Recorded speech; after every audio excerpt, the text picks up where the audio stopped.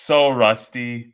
You are so rusty. Episode 8344 of the Too Thick Pod, your home for sports, cards, and levity.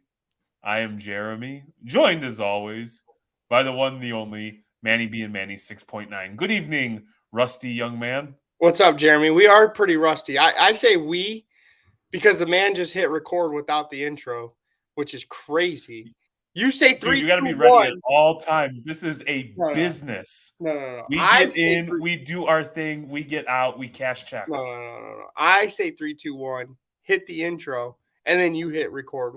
We've been doing this for what 8,000 episodes now, and you decide you want to switch the boat on me. Yeah, I don't think it is truly unfair of me to get all willy-nilly with the flow of things. I thought, and shame on me, I thought that you were a high-level professional that could adapt. Nope. I was a little excited because we haven't been here in a minute. I was ready to rock and roll. I hit record and you stood there with like your open mouth and did your doofy face. Yeah, I was shocked. I was trying to get to the actual introduction and click it. You hit record way too early. So, well, you won't see that on Spotify. If you want to see my dumbfounded face when he hits record, you have to go to YouTube. There you go. There you go. You could also go to any other streaming platform that showcases our videos. Yeah, Pornhub, Yep. OnlyFans, OnlyFans, definitely. Feet Finder. Definitely Feet Finder. I don't know any. I'm out. Grinder, JDate, Bumble, Hinge, Tinder. Yep. Twitch. That's a thing, right? Oh yeah. Twitch. Yep. Twitch. Yep. Kick. AOL Messenger. Yeah, I remember that. ASL, baby. ASL. What's up, Too Thick fam? We've been gone for a while. You're probably like, where the hell have they been? Have they been canceled just like some other people? No, we are not getting canceled because we don't give a shit. But we do want to talk about it. Jeremy, we have questions because people knew we knew the guy that got caught red-handed.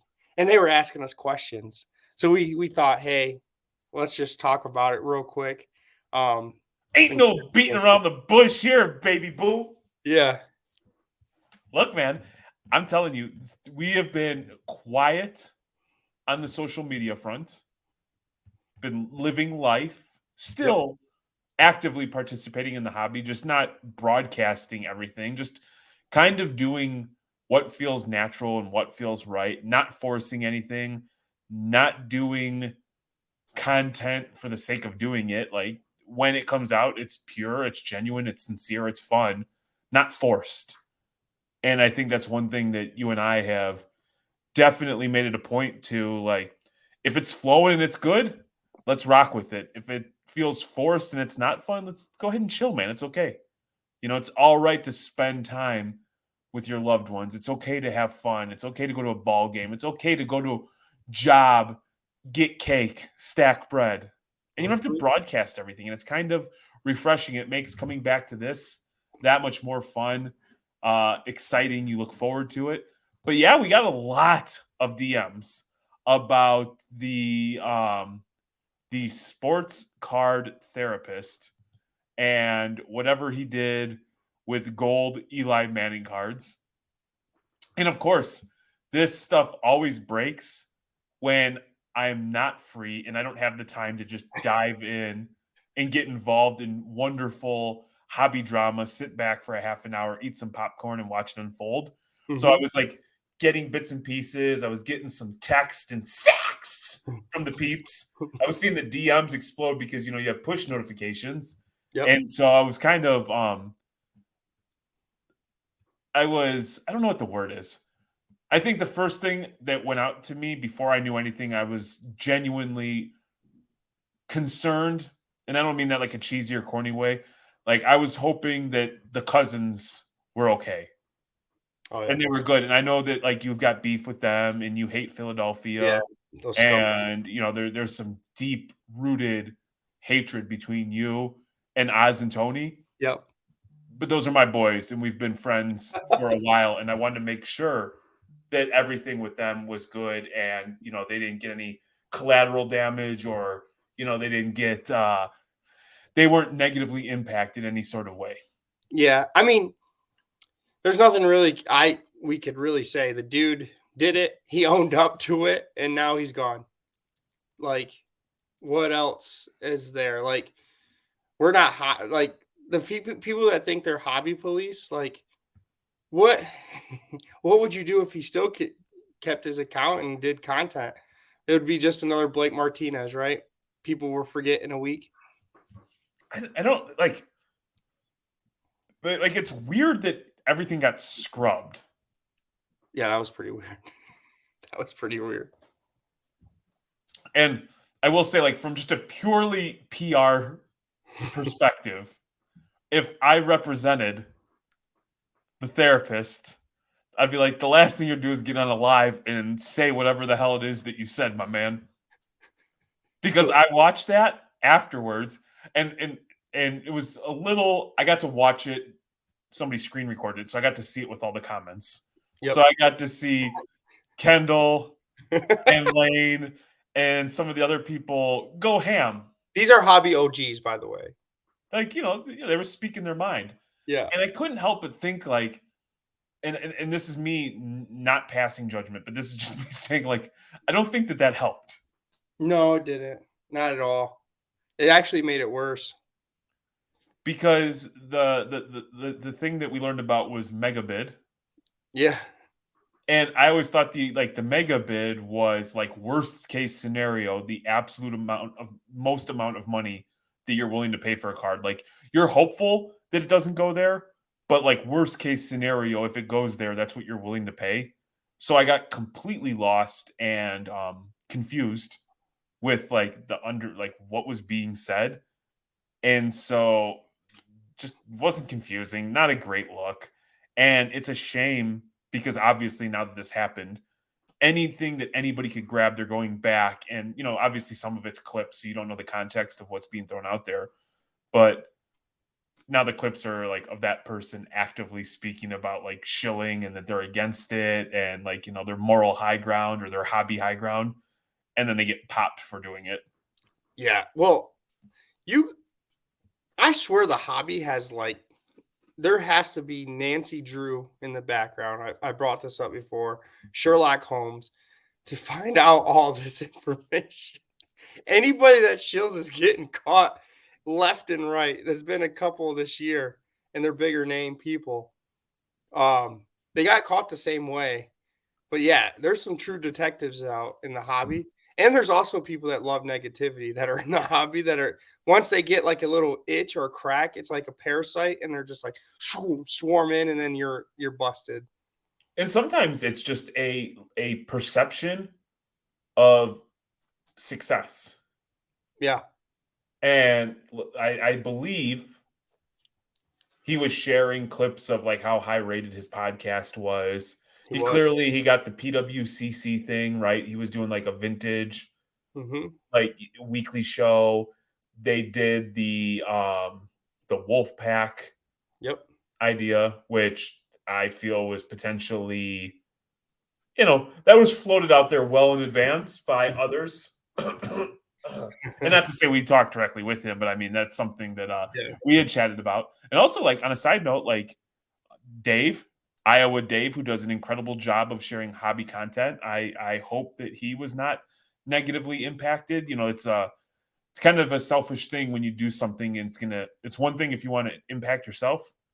When you start doing it to those around who are supporting you and building up your brand and doing all that stuff, not cool. But the thing we've talked about since the beginning is like we call this hobby and people like to hide behind children or it's fun, it's nostalgic, but anytime you get money involved, man, people do squirrely shit. Yep. No, exactly. I mean, it is funny, like you said. Like I don't hate the guy. Like we were cordial. Consider him cool. Like I was cool with him. I mean, but it was funny. He was putting like he's a second podcast. It kind of puts a target on your back and all of that. And I mean, you can't trust the cousin collectibles. It could have been them that doxed them. So, they're Philly scumbags. So they probably wanted to take control of the wolf pack. Um, there It's was like an a old wrestling term, like it's like an NWO switch to Wolfpack. You know what I mean? exactly. They're the typical NWO. They're Hulk Hogan and Randy Savage over there. They just took out Kevin Nash, and now they're in charge. It sucks because there's a group of people that are trying to like defend the hobby, that it's good, it's wholesome, it's fun, Yeah. blah blah blah, and then you've got all the people who've just latched onto like if you fart the wrong way, if you wash your hands for 29 seconds with warm water and soap and the water's not quite warm enough and you didn't quite get the 30 seconds or whatever, the time on the little thing in the bathroom says, they're Hmm. ready to bust your ass. Yep. And it just continues to paint like a negative light on this space that is near and dear to my heart. It's near and dear to your heart that we truly enjoy. Yeah. As for fun. But it's like, to me, it's almost like a level of arrogance. These people get caught pretty damn easy, honestly. Yeah. You would think that you wouldn't do it. You would think. I also don't understand, like, if you, like, I mean, there's just so much wrong with it. Like, I truly try to see the good in people. I love to give people the benefit of the doubt. I like to, like, understand what got there. Yep. But I didn't see, and that could be, shame on me. I didn't see any sort of messaging like, hey, you know what? I feel like this is shilled. Like, I mean, I don't know, man. It's weird. It's unfortunate. Hmm. It's and then like everything being deleted makes me. This is me. And I'm not suggesting that he did this. I'm not saying that it did. But when everything just automatically gets deleted and gone, why? Yeah. He didn't want Why? people. What else is there that somebody's gonna find? That's true. Might need a break from the. He deleted his podcast. He deleted his Instagram, his Twitter, his YouTube. And I was somebody who maybe a year and a half ago, I would listen to some of his episodes, and I on Twitter when I was active there, I would like, if I thought the content was good, I would share it. I gave him props. Like we had him on our show, right? Yep. I know Court had him on theirs. I think we had him also on Hobby Night School, and it's just makes you wonder. Hmm. Like makes you wonder. Yeah. Like, what about all those people that he had on that he's close with and tight with, and he spoke about, like, it's not none of those people are, in my opinion, are guilty by association. Those No. people all get the benefit of the doubt. I Maybe wouldn't the think cousin. anything of it, but if you're in their shoes Yeah. and you're You're like, promoting a show up in the Northeast or you're doing something, all of a sudden you're like, "Come on, man. yeah. Worked really hard for this." Yep. Exactly. Yeah, I do feel bad for the cousins. They seem like they're okay. They addressed it on their episode last week. So if you guys want to hear some content about, What did they say? Because I didn't hear it. they're just saying that it sucks. Like they're against it, 100% against it. Um, they know how hard he's worked for his podcast, and they're like they're 100% against it. They hope that he hasn't done anything else. Right? People make mistakes. Um, he made a huge mistake. Um, he hope it wasn't a scenario where he's outbid, like, because they said, when's if you're bidding multiple items and you don't want to, if you win all of them, you're effed. So I'm wondering if that's the case. That's they were just kind of like going through, like, trying to figure out his mindset. But they're like, as we know, he's a good guy. But if there is the stuff to come out more on it, then their views can change. Like they're associated, so it kind of made them look bad at that time. But they addressed it. They said it was horrible. It was a bad look. He shouldn't have done it and stuff like that. So Yeah, and those are guys that had, like, in my opinion, don't get involved in that kind of stuff. No, they're They collect. rise above, they talk about collecting, they share cool stories, they have a good laugh. Yep. They put some music at the beginning of their show and talk about DJing and all that good stuff. And for them to be dragged in, it's just like it's sincerely unfair Yep. to them. And the fact that they even have to wonder kind of sucks. Yeah. That's what sucks. But that's where you gotta know your circle. And it's hard because I mean, you don't know what other people are doing behind the scenes, right? And I will say this, I will push back a little bit on and obviously I'll listen to it and check it out. Yeah, I might have But like you said it can't wrong. brag about owning a $100,000 card and then turn around and say that you're not prepared to bid on multiple cards and win them Yeah. all. Yeah. Because I've done that, like, on PWCC on a Sunday night. There's been Yeah, I weeks where remember I've gone that. in where I've got, like, 150, 200 bids in, and I'm like, "Okay, well, my expectation is, like, I'm gonna get outbid on, like, half these." And you don't. No, I mean, I do, but, I mean, there's been weeks where I've won 30, 40 cards. I'm like, "Wow, Yep. okay, well, that's a bigger bill." But I also, like, I'm not bidding on stuff that I can't afford, and or, like, if it puts me in a little bit of, like, a financial strain or I'm like, "Oh, damn." Like, Mhm. I'm prepared to make right. Mhm. Use a credit card or sell a card or something like that. And so, as somebody who recently paid for 10-day auctions, promoted, ran it, and then had a couple of people flake and not pay, that sucks, man. It's funny too because it's not funny. This happens to like this is yes, what Rob did is bad, but this is an eBay problem. They have to figure out how to and these auction houses as well. Like people need to pay right away. They need to have their card on file. Once they win, it just automatically takes it because it happens all the time on eBay, all the time. Like there's so many people that we know one that does Dragon Ball Z. He makes accounts on eBay just to bid people up and not pay. Yeah. And he's just not big in the hobby, so no one cares. I it's not just an eBay, it's a people Yeah, problem. it is a people problem. There is something wrong where I was always taught you don't mess with other people's money. Yep. So, like, it's never occurred to me, and it's not in my thought process to, like, go and do something like that. Mhm. It's just I don't know, man. It's unfortunate, man. I think the dude was a seemed like a popular guy. Yep. Seemed like he was building some steam for him and his brand and like the people around him. He worked hard too. I'm first to say that you could tell he worked hard on his craft. I I don't know, man. Yeah, It's like every week we got one of these to talk about, I know. Oh well. and it like I choose to be positive and continue to see the good in people, Me too. but it sucks also knowing in the back of your mind that like man, Yeah. people will do some questionable stuff. And we like I said, we brought it up real quick because a lot of our I would say a lot of people that consume cousins consume too thick.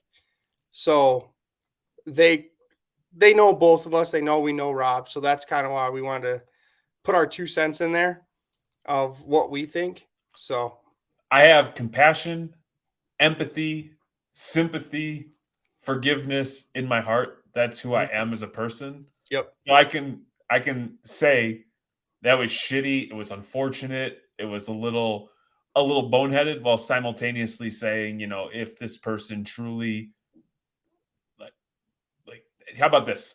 I hope that they get whatever they deserve. Who? Oh, yeah. You know what I mean? Hmm. And I don't mean that like in a bad way. I just, there's other people around there. And what I haven't heard was the poor guy who was the second bidder actually paid I know. this stupid amount of money. And I don't He mean like stupid. I don't want to talk bad about the card. Like, he's probably gonna listen and be like, "You you know what I mean? But asshole," like he actually bought the card for whatever his high number was. because he's an Uh, Eli collector. yeah, imagine if Rob doesn't place that bid. Maybe he gets the card for like half of what it went for. Yeah. So it's unfortunate, and I hope that people are able to separate a poor decision and a poor action by one person and recognize that that's not who this entire space is as a whole. Agreed. Fair enough. Fair enough. And Giants fans and Philly fans, I mean, what can you say? You're, you're not wrong. You Philly scumbags, cuz I know you were listening, Tony. I don't know if Oz listens, but I know Tony listens to all of Hey, our those are my people. I look forward to catching up and having a drink, and you might see a pyramid with an eye. There you go. Maybe. Maybe, um, maybe. Speaking of like football, did you watch Thanksgiving and on Thanksgiving? Let me tell you, I did. I caught some football on Thanksgiving, and I have two thoughts. One, on your behalf, I'd like to go ahead and repeat what you've been saying since the preseason. Mm-hmm. Dak is the MVP. He's the best quarterback in the NFL. Thank you. Now, I will say I don't agree with that take, but I will scream it as loud as I It's can not. It's not a horrible take. on your behalf. Yeah, it's not a horrible take. Second, part of when we moved to Michigan was kind of embracing like this vibe that is unique to Detroit. Nope. There is an incredible level of pride in this area. This is a proud group of people. And when you've seen like the Detroit versus everybody, like that is very strong. And so I've been happy as the Lions have started to get better outside of when they play the Bears. I'm happy for them to be excited about having a football team that plays good football that, potentially could get into the playoffs and make a run. Yep. However, somehow in the last few weeks, this fan base has become one of the most insufferable groups of people I have ever met in my life. Welcome to When you my talk world. to them, they have won 14 Super Bowls. Yep. They're the greatest team ever. Yep. Aiden Hutchinson is by far the most dominant, best defensive player that's ever played the game of football. Amon Ra is the absolute greatest wide receiver. They're untouchable, blah, blah, blah, blah, blah. So the Bears being up by 12 with less than 3 minutes and losing by 5 was didn't bother me too bad because right now I'm all about draft capital, Mm-hmm. but also recognizing like, hey man, you guys think you're the greatest and you beat a shitty Bears team. But for them to come out at home on Thanksgiving and get slapped around by the Packers, and I'm a Bears fan. Bears Packers run through. Yeah. Kind of was nice. I was like, Exactly. kind of go Pack, go. Mm-hmm. I don't like Lions fans. Most of them are Michigan fans, and they're the same way. So I don't like them. Would you agree though? Like their Yes. whole attitude, like for a franchise that has never won anything, all of a sudden they are the most arrogant group of people I have ever met. Yes, they're the same fans of Michigan. They think they're the best college football team in the world. They haven't won anything. They won a half a title since 1950. In 1997, they won a half of a title. Half. Let me repeat that. A half of a title. Michigan State's won one in the Whoa, whoa, 50s. whoa, whoa, whoa, my friend, pump the brakes. Sorry. Pump the brakes. You asked me about Thanksgiving Day Oh, football. Last time I checked, I got. Michigan State nor Michigan Nope. Got played. Josh. I got Josh on Twitter tweeting "Go Blue" to me after they beat Ohio State. Wait a minute. Did he say go blue? Or did he say, were you selling a card for $10? Did he ask for a 97% discount followed by go blue? He's not getting 90% ever from me. He's getting 120.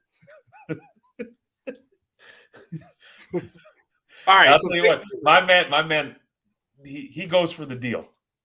Yeah. He goes for the deal. And shout out to Go Blue. But my man, if you were giving away cars for free, he would ask if you could like maybe throw in $1,000 and deliver it and a full tank of gas. He's like the only Michigan fan I could stand. One of them. How about this though? There was a lot of people who spent a lot of money to finally go to a Lions Thanksgiving game because And they lost. yeah, shout out Tyler and Tommy. Oh, by the way, the highlight of Thanksgiving, and I want people to let me know in the chat if I'm right, was Dolly Parton halftime show. Did you watch it? I did not see that. I do not like halftime shows. No. 77 years old. She was rocking a Dallas Cowboy cheerleader outfit. Was she cooking? She was cooking. Go Dolly. Tony Romo got horned up at halftime. Like they were trying to change the subject, and Tony Romo kept saying, "How about Dolly Parton outfit?" Oh, you got a clip for me? Oh, I'll show you a picture. So as you're doing that, in the spirit of Thanksgiving, I'd like to say that I am thankful for the Two Thick Pod, all the thickalos, all of the good friends, this hobby space, all the people that we know, all the great relationships. Oh, look at you, Dolly. Tony Romo was Damn, 77. She's slanging. exactly. I'll bring up the video for you about Tony Romo. Hold on. I remember a couple years ago, we were in like, what was it, Gatlinburg? And we Yeah. drove by Dollywood. Mm-hmm. Let me see. Okay. Come on. What you got for me?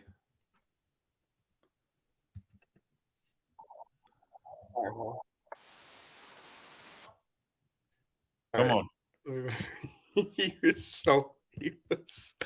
so horned up. Wearing the Cowboys cheerleading outfit. Yeah. You saw that coming, didn't you? You I said, had- I think she's going to go with a little cheerleading outfit tonight. And I was like, wow, it's pretty good. What do you think we're going to see? I mean, she looks amazing, right? know, I mean, you never know what's she's gonna happen here. wonderful.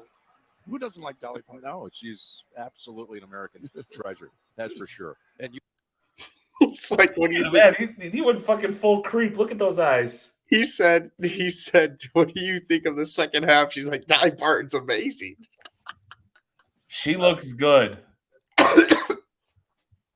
She won the Thanksgiving. There you Wow. go, Dolly. Touchdown. I would put her in thickest of the week, but I feel like that'd be weird. Yeah. She cooked, man. Tony looked a little creepy, though. I'm not going to lie to you. They did. He got excited. Tony looked a little damn creepy. Tony likes those blonde-haired girls.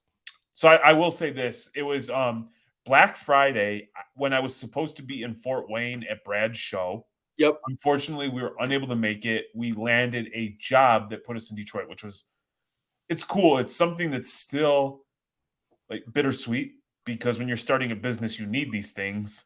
The timing is incredibly unfortunate, but work is work. So I was actually in Detroit on Black Friday, and I saw a sea of Spartan Green. Mm-hmm. I believe they played at Ford Field, Yep. Got whooped. and I believe they lost. Oh, yep. And I believe they lost 42-0. Yep. And then the next day they fired all their They cleaned staff. house. Yes, They cleaned house. I was pumped. That's But the that's awesome because clearly losing 42-0 ain't working. Time to do something else. Yep. But I will say I want to give a shout out to Brad Beeman, Bees, the Shipshawana, the Card Fest. I was unable to make his show. Heard it was incredible. As usual, I heard people were there cashing them out. And then Saturday, the following day, Avery Shoebox show, where we've been a staple this entire year outside of the last 2 months. Yep. Um, Dennis is going to kick us out. we're gonna get booted. I just want to give Dennis for a lot of love for running the best monthly card show in all of Michigan. It is. It doesn't stand like nothing comes close to that show. Like I am hell bent in December, depending on I don't know how it's going to work with the holiday, but December or January, I want to be there for the full experience because I know our homies are putting on the trade night the night before. Yeah, who does that? JNN. Is that who does that? I'm 99.999% positive. JNN. But I want to get out there. I want to do I want to do some lives from the trade night. I want to buy, sell, trade, and then I want to do some lives from the show and get back into a rhythm. But I want to acknowledge those guys for working their tails off, for everybody on their team putting on awesome shows, and just letting you know that it's unfortunate that we missed it, but if I'm able to pay my bills, I can attend more card shows. If I don't pay my bills, can't quite justify going to a card show. There you go. Courtney would be in that ass. No Yep. card shows for Jeremy. That is 110% true. But you had mentioned something that I knew nothing about, and you wanted to talk about repack. Oh yeah. Let's talk about repacks, man. School me. Okay, I'll school you. Well, someone will school you. you guys, if you know what I'm talking about, before I get into it, we haven't been posting content, but we are in the background watching these videos, laughing. So I do want to give this guy credit because the content he puts out brings in comments and opinions. And now look at, we're talking about it. But shout out C Blez because we're going to pull up one of his videos about repackers versus breakers. So enjoy. If we could turn it on. They're actually not anymore. They're turning into repack companies. So I'm going to go over what a repack is versus a break. A break is when you take a product made by Panini, Topps, Leaf, one of those companies, manufacturers. You run it 30 spots, 8-spot divisional, whatever. You take that product and you open it and you give it to the end consumer based on the spots that they bought. A repack, on the other hand, is when a breaker goes out there to a card show, eBay. A breaker's buying cards on the secondary market in order to put it in a product that they make themselves. And this is why a repack is bad. It hurts the card shows because they're paying the strongest percentage. A lot of the repackers pay 80, 90, even 95%. And me, a person who just wants to go out there and buy some singles at 80, 85%, the dealers won't sell it to me because the repackers are paying a high number. So it hurts attendance at card shows in that way.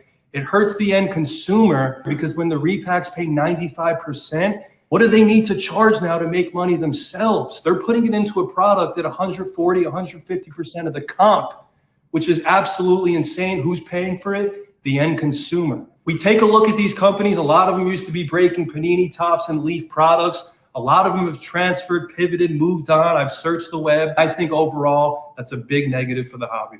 A lot of the people that you use. There you go. So a lot of the breakers, he's saying, has turned to repacks. Him and his family, or he's got brothers. Yep. Right? Mm-hmm. They run a breaking company. And I wonder if part of this, if they felt it in their pocketbook a little bit, the decline of people just breaking wax. Yep. I do think that there's some valid points. There is valid points. I will say this. I don't buy repacks.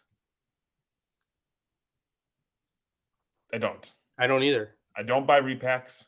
It's a gamble. I absolutely love selling to repackers, though. Because they pay highest percentage. No. And I don't even care about the percentage. You know what you're going to pay. I truly don't. Here's the thing, because I'm not running a business over here. I'm trying to buy, sell cards. Buy and sell so I can buy cards that I like. Yep. What I love about repackers is when you understand what they're buying, the ease in which I can move cards that are stuck, cards that are difficult for me to move, cards that I just want to get liquid on with the least amount of friction possible. Yep. And I have sold to repackers for whether it's selling to Jason, Sports Cards Machine, whether it's selling to Tyler, whether it's selling to, JoJo, or people who eventually ends up to the repack.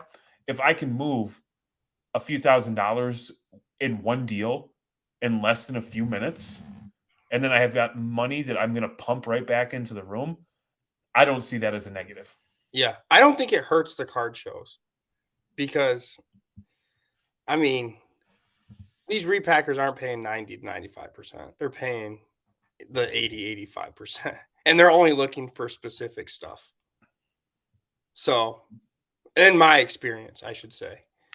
And look, the cards that they're buying typically is a lot of the stuff that the flippers are buying. Yeah, exactly. It's not like the kind of stuff that, like you're going to have like a Washington fan who loves Sam Howell. But a majority of people aren't actually collecting Sam Howell. They're buying Sam Howell because it's a buzz and they're going to try to flip it to get more money. Correct. So I don't know, man. Yeah, you haven't seen this video. So this is me introducing it to Jeremy. I wonder how other people feel because you're either on the side. It'd be nice to maybe ask Brad or dentist on the side to see, hey, does this hurt? Hell no. No, I know that, but Hell no. If I am oh, at a show, I yeah, want somebody set up, dedicated to buying, and I want repackers walking the room. exactly. What did all the dealers? They're there to buy, but not repack, to sell the card at a profit. It's the same thing. Here we've all been there. Here's something that happens. We've either a big card comes up, an unexpected bill comes up, Yep. a card didn't sell for what you thought it was. Next thing you know, you're at a show and you don't have nearly the cash that you'd like. There's Manny's scenario.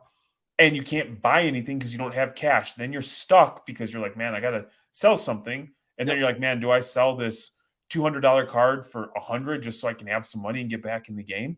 Yep. But when you have a repacker there, I've gone to shows with zero cash because I know I've got a Zion case full of stuff that I can move, get liquid, don't have to touch my bank account. And next thing you know, guess what I'm doing? When I have cash, I'm buying. I'm not taking that money and leaving the room with it. I'm putting it back into the room and buying other cards. Yep. To potentially sell to the repack. And if you don't want to pay $150 a comp, don't buy the repack. Because here's what happens is a repack, I don't think you know what card you're getting. Nope. It's a So gamble. it's a gamble. So like if you want the card, go and spend the 100% on eBay. Because if you are in fact the end user, you know what's never stopped me is do I pay 200 or I pay 225 for this Patrick Williams card? Yeah. If it's even in the ballpark of the number I have in mind, I'm paying for it. Yeah. I think it's more dedicated to people that buy into breaks, though. Like what he's saying is because they have that gambling degenerate gene, and most of the breakers are struggling to break the product Be because, better. yeah, exactly. That's what I'm saying. But now with the repack, you could get the national. You know what I mean? You could get the big card. Like I instead of understand listening to that. this- I yeah, understand the appeal of like yeah, selling a repack versus a break because like a repack you can guarantee a floor, for sure. or you can lie and say you guarantee a floor and be Yeah, like, oh, we've seen price has that. changed. We've seen that. But at the end of the day, like you have to know it's gambling. There is no guarantee. Yep. And I promise you, because I used to be like, man, how do you play in the space without ripping wax or doing all this stuff? Once you can get past that, it is so much fun. Yeah. The only person that doesn't screw you on repacks is Jeremy. Jeremy and Courtney. They get screwed doing a repack. And I think they don't do it anymore because they realize how much they get screwed. But no, you know what it was? It was like wild because the chase wasn't big enough. I don't know. It was $500. I remember I thought correctly. Yeah, but like I when we did asked it. everybody who bought one, like, what can we do? Like, hey, you're gonna spend whatever it was. Like, it was 150 and you're guaranteed like $250. So like you're Yeah. making money. It was like legitimate comps, and because it's like all graded, we had upside in all the cards, and it was like the one thing was like, hey, this is great. There's just not that massive chase, Yeah. See? and so people were like, hey, we'd rather pay more, like Degenerate. high risk, high reward, which is cool. So you know what? That doesn't jive with what makes me feel comfortable on the inside. So Wow. we just chose not to do it. Yeah. Jeremy chose not to do mystery or repacks and a mystery pack because he got screwed on the mystery pack as well. I didn't know the mystery packs were always fun because I'd do one, I would just load it up. I know. And I you remember always one pick it night, up. one night I put like $2,000 worth of stuff and sold it for like $600-700, and it was cool because somebody was like, "Holy shit, is this real?" And I'm like, "Yeah, man, we've got upside. It helps me get liquid pretty quick. It's win-win." Yep. Exactly. I remember that. That was on Whatnot. Yes, I almost bought it because I thought about buying it. many years ago, and I think because like I buy a fair amount from Brandon, it works easy. You just remove all the friction, you get cash quickly, and it's just boom and done. And then like for me, if I'm able to piece it out, lots of upside. Yep. Yeah, for sure. Here's the thing: I don't have an opinion. You spend your money how you want to spend your money. I'll spend mine. I might buy into a repack one day. I don't know. Depends Once in on a the while. seller, right? What's You that? got to know the seller. You got to know the seller. Yeah. Like I don't like. Let's not get like I'm in Ryan's Discord. Once in a while, he throws up absolutely insane Yeah, shit. And I feel like he does to be clear, I don't follow up with this, but it appears based on the feedback that it's a fair. He's very transparent in what the floor is, he what you is. can do. And I've always appreciated when he's selling it is like, hey, if you can't afford to lose, $500 or $1,000, don't do it. And there's Mhm. been a couple times where like, man, I'm going to get into this high end, $1,000 repack, and I think, man, what kind of damage can you do with $1,000? Yeah. And oftentimes I'm like, yeah, there's better, smarter, more intelligent ways I can spend my money for me. And talking about a repacker that actually does it well, wants to debate C. Blez. You bought into his repack, and it's P. Ryan. And I thought what you hit was pretty good for $300. You got the Trout auto. Yeah, I think we did like $600-$700 on a $300 back. So yeah, I mean, he does it well. I'm curious on how that debate would go because P. Ryan does his P. Ryan repacks, and He had a section on last night. I was bidding on a couple items on PWCC, Mhm. and there was like the P. Ryan vintage tab that you could select. Jeez, high class right there, huh? So you got like Steve Aoki who gets his own PSA 10 labels. You got P. Ryan running this stuff.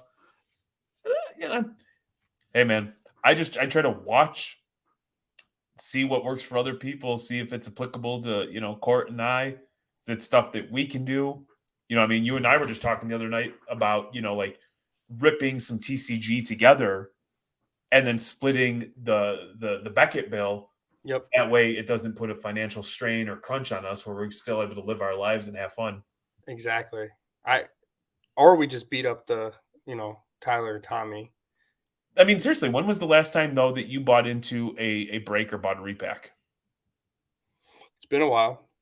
Sometimes I'll go and support like cheaper breaks for Sarah, Miss Squirts, Mm-hmm. but that's more of a support type thing or slab stocks. But not like a huge break, like $20 to $40. I'm not trying to. Yeah, I mean that's like a movie ticket, right? Yeah, exactly. It's more of like, hey, I'm here for support. You guys are my friends. You might catch me once in a while, like on a new release day, if I might buy into like, Bowman. I'll look for value. Like, hey, I'm bored. I'm gonna have the computer up while I do it. I can buy a case break of a team for $100. Yep.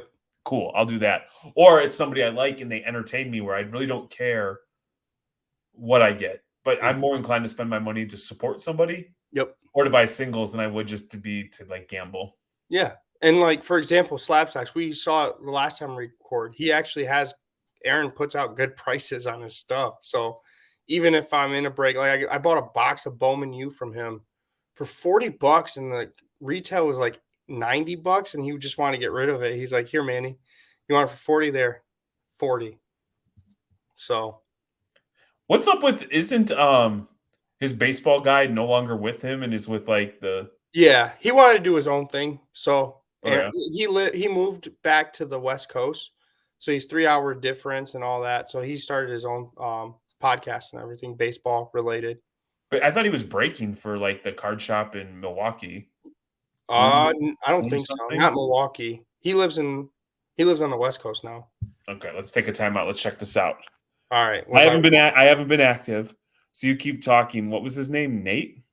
Yes. Nate. Nate what? Are you looking for his personal? What I don't know. Nathan. Cards on the Pond is his podcast. Oh, he is breaking for Brewtown Trading Company. Yeah, that's Milwaukee, dude. Oh, Because I remember many years ago, there was the kid who did basketball for them. yeah. But And I think you knew him. And I remember them talking about like I thought Brewtown Brewers, Yeah. Milwaukee was their local card shop. he might be local and might be sending him the product because they trust. Maybe, yeah. Yeah, that might be it because I know he does live on the West Coast. So That was He just might- one of those things that caught my attention because I saw him. He's got that beard. yeah, And I had actually hung out with him, Cage, Kevin Nagandi in Chicago yep, 3 years ago, one night at the National. yep. And that's why like nobody could buy alcohol. And I was just walking through the lobby offering people $15 for a Mick Ultra. So I dropped like $100 for like a 6-pack. There you go. Hey, man, I was a hustler. There you go. And that's when we had the first ever cigar night. Yep. Later that night, me, Courtney, and Cage. Mm-hmm. Then you left to Wisconsin. We had just gotten back from Wisconsin. We Oh, you left the just- National to go okay. buy that lot. One of the greatest lot purchases of my life. I know, because that was the peak of Kobe and all that So 90s sweet, man. stuff. So damn sweet. Yeah, so I like here's the thing. We're always talking about education. Do what you want with your money. You made it like I feel like you're passing gas the way you made like that little you muted it and then you made that like face that you No, eating grin. Kaylee and the girl. I just heard one of the girls Oh. running down the steps, and I got scared. I welcome the debate. I'm like I'll listen if they want to get in there and chop it up. Like I'm always curious to hear like what it is, but to me, it's like if I'm at a show, I'm glad when repackers are there. Yeah, I do too. It's an easy deal. Like especially like you said, especially if if you know what cards they're looking for and the percentage, because then you have everything. Let's say there's not breakers there or repackers or whatever you want to call them. People buying money, Mhm. using money to buy cards. If you were to take Shipshawana for an example, where the trade night is wild, Mhm. right? More people than at the actual show because everybody knows you're going to get liquid. There's people, there's money in the room. If you eliminate and you don't have repackers there, do you think the show is better or worse? Worse. Without a question, right? Yeah, I know. I've talked to people that say they come to the show to sell to the repackers to get Yes. money. So Yes. yeah, to buy cards.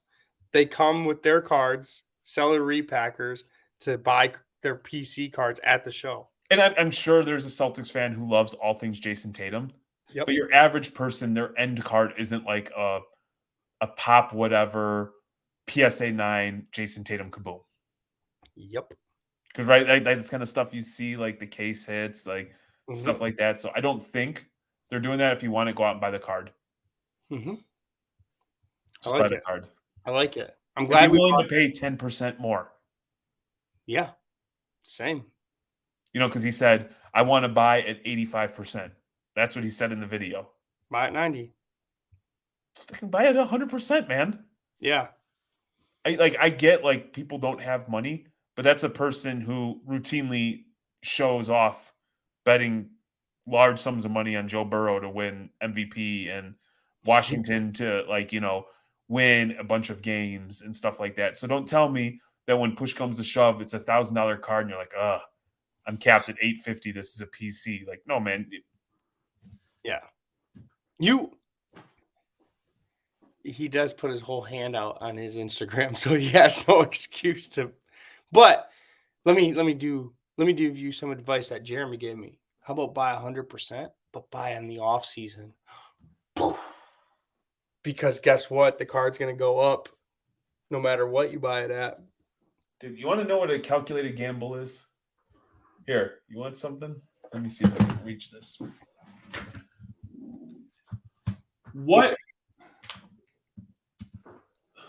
What's the autograph that everybody wants? For what sport? Baseball. Corbin Carroll. No, Bowman firsts. Oh, I have no idea. Of the new guy, yeah. I don't know. Any player.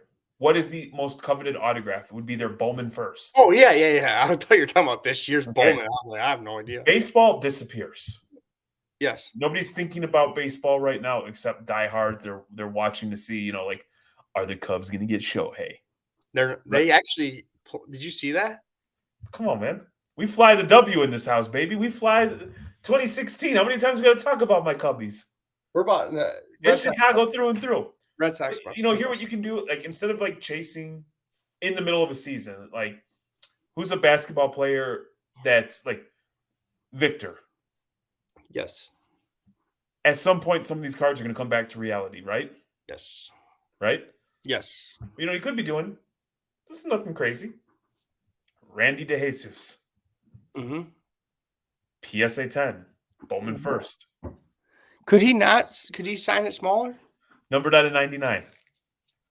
I probably bought this card for $15, $20. Exactly. This is a kid that was born in 2005. Yep. He's 18 years old. Mm-hmm.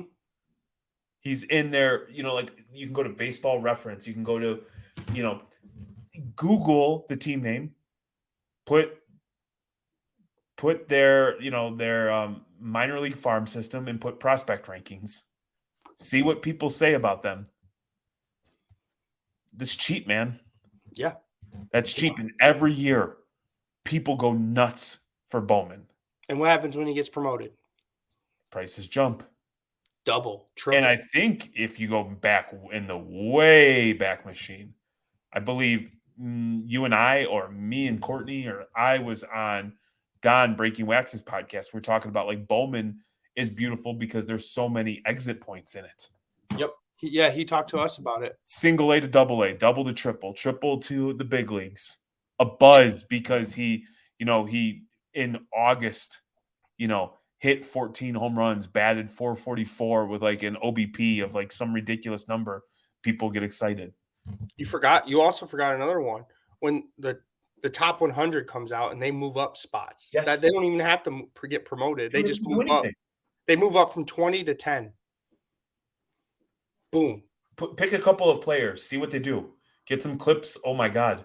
It's this 16-year-old kid who was a boy, had a growth spurt and went from being a little boy to a grown-ass man. Now all of a sudden he's hitting bombs. Yep. Okay. There you go. Like there's stuff like this, and this is nothing. This is nothing. Actually, I have no idea what this card's worth right now. I'm just saying, I see stuff like this. He's young, has some pop in his bat. There's a good scouting report on him. Put it away, man. 15, 20 bucks, stuff it, and we'll see what happens. There you go. That's why people love Bowman and prospecting. There's a reason. And I think there's going to be more and more people going towards the football and basketball because what they're doing with Bowman U is kind of cool. I like it a lot. And it's not as good as like because they're in college. They're not in their major league. But there is a big following in college, believe it or not. So, I mean, like, let's say this guy goes on and does nothing. $15. 15, 20 bucks, dude. Yeah. It probably cost more to get the card graded than what it was worth. Okay. And I don't need him to do anything. And this is where, like, in a year or 2 years from now, it becomes easy because if you're doing a deal and somebody wants to throw it in, or at that point, let's say he pops off and there's this massive buzz and like the Angels re-sign him or re-sign Shohei and Trout's healthy and he comes in, he's going to bat in between them or just something stupid. Or they leave and he's the next guy up. Yes. And all of a sudden, like this card's like a $2,000-$3,000 card. Yeah. You know how easy it is to be like, hey man, 1,500 and it's yours because you have so much upside. I just want to get my money before something happens or people realize like, man, he ain't it. And then the buyer's ecstatic. Yeah. At that. And again, like that's not a lot. Like I want to be mindful and respectful. People have bills. People don't have money to just throw around. So I want to make that clear. But like 15, 20 bucks, that or buying into a repack where you can get skunk or buying into a break where you get nothing. Mm-hmm. Or buying, like I said, or if they do it again, you get into Jeremy's break because you buy $40 Red Sox and you get Marcelo Mayer auto and you sell it for $800 because that's what happened to me. There you go. There you go. I'm just saying, man, I want everybody to have fun and you shouldn't feel pressured to do. Like if you think that's lame and it's not fun for you, that's cool, man. I respect and I appreciate it. Don't operate that way. I'm just saying, like, there's some creative ways. If you have a little bit of patience and a small bankroll, you can still have some money that you can flip within so you can buy the stuff that you like. Bro, buy wrestling cards. And when they pop, because they all go like this in cycles, when they're the next thing, guess what happens? Boom, prices. And they could be $10 now. They haven't had a story yet. Do you think that there's any validity to, like, if you want to, like, truly – like some of these people that have like these massive collections, let's say you're not the guy with millions of dollars of disposable income to spend on cards. Mm-hmm. Some people have good fortune. Yeah. Like for instance, let's say you got some Lucas before he became what he is and you were able to sell at like the right time and you've got that money. Yep. I think sometimes there is a little bit of luck that goes into it. Mm-hmm. So you can't always wait and go after whoever the established person is. Yep.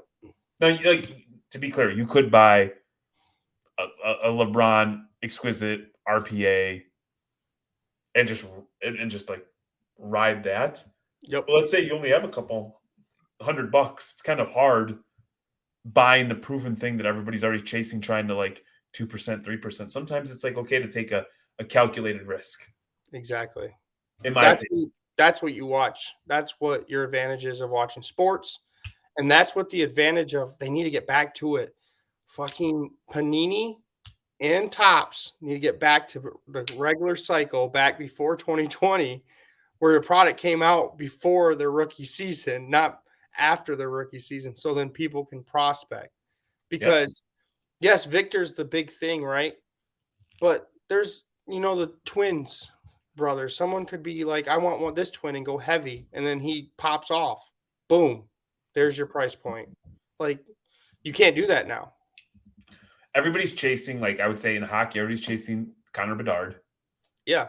Basketball, everybody's chasing Victor. So, like, be a little bit creative. Who do you think is going to be the next big guy? Who do you think is going to pop? And, like, I think it through. Don't just be like, Like, sometimes they got to have a little something to them. They can't just be good. Like, they have to have – I've talked about this. My biggest fear, if I had to sell Patrick Williams cards, is from a personality perspective, he's not – like, Anthony Edwards is funnier in hell, right? Yes. That ain't Patrick. Nope. And, like, Kawhi, when he was, like, rocking and rolling, he was awesome at basketball, but outside of, like, that sound clip of him laughing. I can't even do it.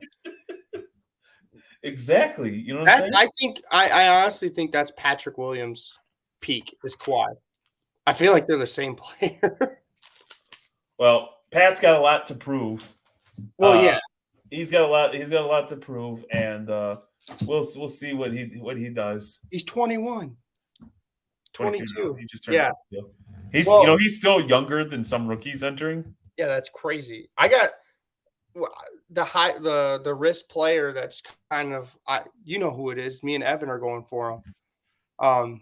And he might be the number 1 pick next year in the draft. So yeah. It's cool. Like, it's fun because there's just so many creative ways that you can navigate this space. Yep, it is. You could do so much to make money or collect what you want or do like whatever you want. Don't let anyone tell you how to do the hobby. And you can adapt too. There was a point in time when I was a, as they'd say on the Instagram, a W-2 employee, where I was flush with cash and I had a little bankroll where I could sit and wait for people to sell it 65, 70, 75%, turn around and sell it to somebody else for 85, 90, 95% and just stack 10%, 15%. Now I'm not in a position where that makes sense, so I'm being like a little bit creative. I'm moving some stuff that's risky. Like I showed you this. We just scooped this up. This is pretty sweet. Yeah, no big deal. Babe Ruth. 1948 Leaf Babe Ruth. Yeah. Dude, this is awesome. And the one thing that it's vintage is safe. Yep. It's safe, and it's not at that crazy price point too. It's not a $1 million card that's going to go to 200,000 and where some people are. So you just got to adapt and just never be complacent. Like do what works for you. Exactly. I like it. That's all I got, little bro. That's all I got too. I think it was a good episode. I hope the Too Thick fam loved we talked about, Mr. Rob, Wolfpack. Then we got into, repacks, talked about my girl Dolly. I think it was a good, fun episode. Sir, anytime I get to spend time with you, it's always fun. And I'll tell you this. I bought some Kobe White. Some more Kobe White. I bet Courtney was thrilled. Hey, I don't know if you've watched Kobe. Kobe's been cooking. Yeah. She has no room to talk when you buy Kobe ever. Ever. And I hope she's going to watch this ever, Courtney. No room. Because Traverse City, you hit a land like gold mine and she did not approve. Hey. So Daddy Jeremy had to prove her wrong. Hey, that's one of those things like as he's continued to play better and better, he hit 7 triples the other night. He's been shooting the ball so well. And he's charismatic. He's the opposite of when I talk about Patrick. Like Patrick with his peeps is cool, is a good time, but you're never going to hear him like I think the Bulls, like DeMar already said, like he'd pay for Patrick to get a technical Yeah. because Patrick's just quiet. Kobe's always messing with people. So if you ever watch some interviews with like Zach LaVine, Zach will get like pissed off because Kobe be messing with him. Mm-hmm. But like, yeah, no, he's got the big hair. He's just chock full of personality. But They're gonna blow up your team, so they're not. I don't know. They're gonna blow up the whole Bulls. They're not, dude. You know it's coming. 3 years. 3 years. The plus minus of that combination of Vooch, DeMar, and Zach to any other combination of 3 players is like so bad. Yeah. They play like mid-90s offense. It's a bunch of people standing around with Yeah. Zach, DeMar, and Vooch just taking turns like my turn. So get rid of one. I hope they get rid of 3. I'll take one. I will say Patrick Williams is the only both a positive plus minus. There you go. I'll take Levine. I don't want DeMar. Yeah, I don't know. Actually, I'll take Vooch on the Mavs. We need a center, a good center. I don't know, man. Let's get the hell out of here. All right. With that, or what do you want the people to do, Jeremy? I would like them to smash that subscribe button. And then go and tell your mom that we're gonna smash. And tell your sister we're gonna. Ooh, the smooth tones. The smooth tones. I feel like I'm listening to easy jazz. There you Yacht go. Rock, brought to you by Manuel Smooth Singing Flores. Yeah. Ooh, and I'm about to get a mic soon. You guys are about to hear me crispy clear. Just wait. And with that, I hope you guys enjoyed your hobby release. Jeremy, Meat Sticks, and Tummy Sweats, Manny being Manny, back with it on the 1s and 2s. We love you guys. We miss you. And we will talk soon. Peace.